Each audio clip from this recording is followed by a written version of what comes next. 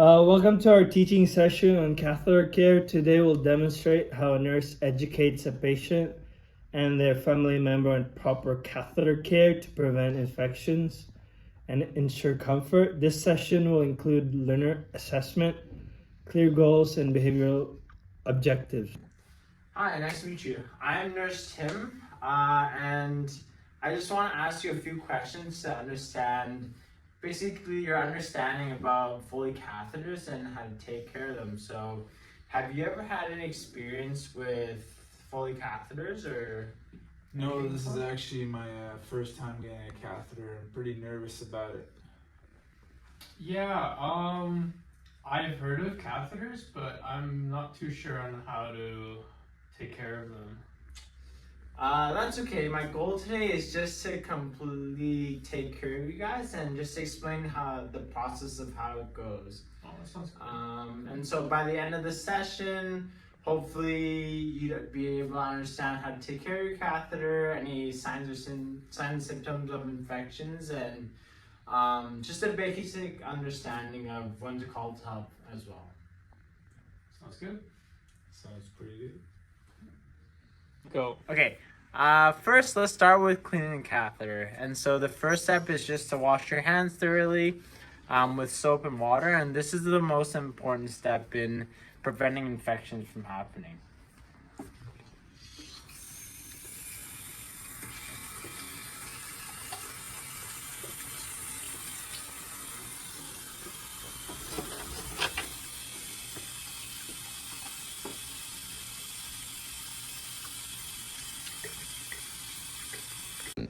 Okay, so basically here's what we're gonna cover today. It's gonna be three things, okay? So first off is how to clean your catheter and the surrounding area.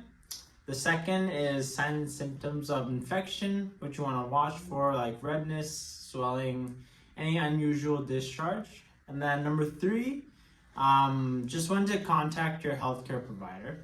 And so by the end of this session, you'll feel confident in managing the catheter at home. So next, we're going to use the antiseptic wipes to clean the area, just where the catheter enters the body. And so what you're going to want to do is you're just going to want to gently wipe from back or from front to back, just to avoid introducing any bacteria. And then we'll do this twice a day, or as the doctor asks as well. Yeah. Be gentle.